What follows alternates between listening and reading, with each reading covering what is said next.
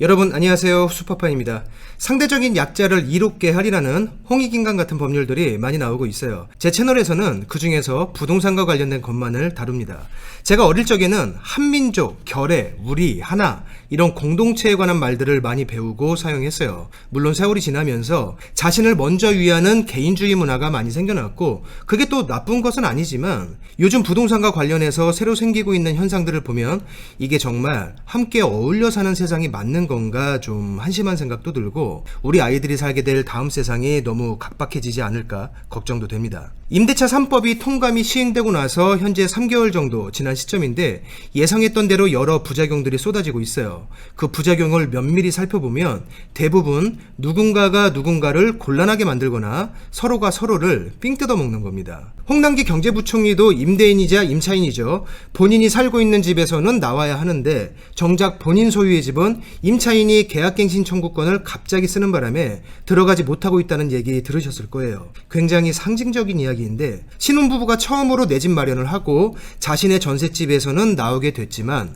처음으로 내 집 마련한 그 집에 살고 있는 임차인이 갑자기 계약갱신 청구권을 쓰면서 오도가도 못하고 발을 동동 구르고 있다는 얘기들은 이제 남일 같지 않죠. 일부 지역에서는 집을 구하려는 예비 전세 세입자들에게 집을 보여주는 조건으로 현재 살고 있는 전세 세입자가 10분당 5만원씩 돈을 요구하는 것도 생겨났다고 합니다. 코로나 방역비 명목이라고 하는데 정말 집을 보여줄 때마다 방역을 하는지는 모르겠어요. 이름을 잘도 갖다 붙이죠. 어쨌건 돈이 돌고 도니까 이것도 창조경제의 일환인지 모르겠는데 전세 매물이 귀해진 상황에서 임차인에게 좀 유리함을 넘어 갑이 되게끔 법을 만들어 놓으니까 일부 임차인들이 진짜 갑질을 하는 거예요. 그리고 그 갑질의 피해자는 공교롭게도 집을 구하러 다니는 다음 세입자입니다. 한쪽에서는 1주택 이상자에게 빨리 팔라고 하고 있고 실수요자들만 집을 사라면서 압박하고 있어요.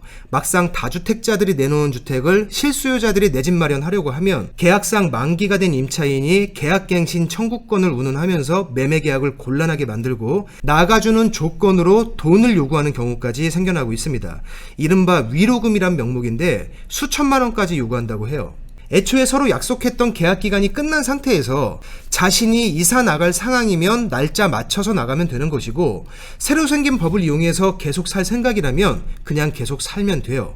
계약 기간이 끝난 상황에서 새로운 법을 악용하고 누군가를 곤란하게 만들면서 나가주는 조건으로 몇천만 원의 금전을 요구하는 것은 너무나도 비상식적입니다. 임차인의 그 요구로 인한 피해는 누군가가 치러야 해요.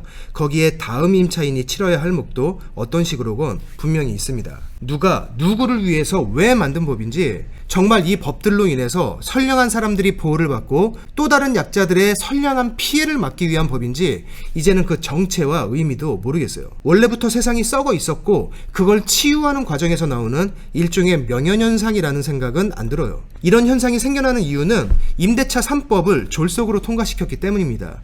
법이라는 것은 그것도 사람의 기본권 중 하나인 의식주와 관련된 법안은 정치적인 목적과 다수의 표를 의식해서 만들면 절대로 안 돼요. 어떤 국회의원에 의해서 법안이 상정되었다면 충분한 협의를 거치면서 상임위에 올려야 하고 전문가의 의견들을 상세히 검토한 후에 예상 가능한 상황들을 충분히 시뮬레이션하고 부작용을 제거하는 쪽으로 일부 수정을 해서 다시 충분한 시간 동안 지켜본 후에 시행하는 것이 맞아요. 7월 28일과 29일에 국회 상임위를 연달아 통과시키고 다음 날인 7월 30일에 국회 본회의까지 논스톱으로 통과시키면서 또 다음 날인 7월 31일부터 곧바로 시행시키는 그것도 과거의 계약 내용까지 모두 소급 적용해서 다음 날부터 갑자기 시행시켜버리는 이렇게 초강속으로 진행하면 안 된다는 뜻이에요. 기네스북에 올리려고 경쟁합니까?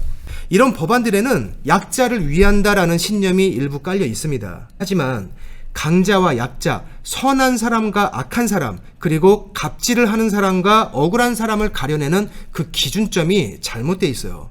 부동산 임대차와 관련해서 보면 임대인은 강자, 악한 사람, 갑질을 하는 사람, 임차인은 약자, 선한 사람, 억울한 사람 이렇게 이분법적으로 보고 정책을 짜고 있습니다. 때문에 임대인의 기본권을 강제로 누르면서까지 임차인의 권리를 많이 높여줘야 한다는 거예요. 그 뜻도 이해되고 일부 동의도 합니다. 하지만 여태까지 중개업을 하면서 뼈저리게 느낀 것 중 하나는 임대인은 악하고 갑질 많은 일삼는 집단이며 임차인은 선하고 무조건적인 약자이다. 이 전제가 틀렸다는 거예요. 임대인이 악할 수도 선할 수도 있고 임차인 역시 선할 수도 아닐 수도 있습니다. 그 사람이 그런 것은 그냥 그 사람의 성향일 뿐이지 임대인이거나 임차인이기 때문이 아니라는 거예요. 그리고 임대인과 임차인을 양쪽으로 나누고 서로 대립해서 상대방으로부터 최대한 자기 권리를 지켜내야 하는 것처럼 묘사하는 이런 상황 자체가 현실과 맞지 않아요. 임차인인 누군가도 임대인이 될 꿈을 꿀 수 있고 실제로 될 수 있어요. 그게 나쁘다고 누군가가 규정해서는 안 됩니다. 그럼 민간임대주택에 관한 법률과 주택임대사업제도는 왜 있어요? 민간임대 자체를 못하게 해야지. 임대인이었던 누군가도 상황이 안 좋으면 다시 임차인이 될 수 있습니다. 누군가는 임대인이면서 그 자녀는 임차인일 수도 있고 누군가는 홍남기 부총리처럼 임대인이면서 동시에 임차인일 수도 있습니다. 말씀드린 대로 부동산 전월세와 매매 시장에서 아주 생소하고 요상한 단어들이 생겨나고 있어요. 코로나 방역비, 전세 권리금, 급행료, 이사 위로금, 이들 중 2가지는 임차인이 임대인에게 돈을 뜯는 것이고 나머지 2개는 임차인이 임차인에게 돈을 뜯는 것입니다. 이 정도 상황이 되면 여태까지 상대적인 약자를 위해서 만들었다는 여러 법에 대해서 다시 한번 짚어봐야 돼요.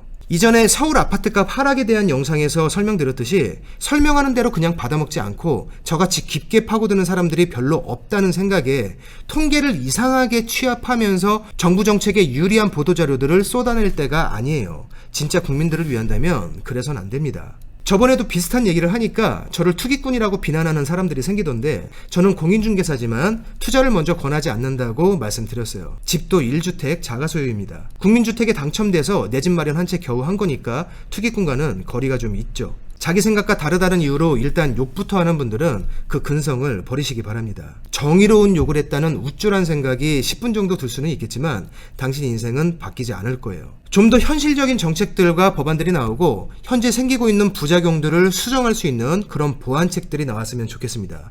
원한 관계 없는 사람들끼리 서로가 서로를 삥 뜯는 이런 희한한 현상들이 멈춰지길 바라면서 오늘 영상은 여기서 마치겠습니다. 고맙습니다.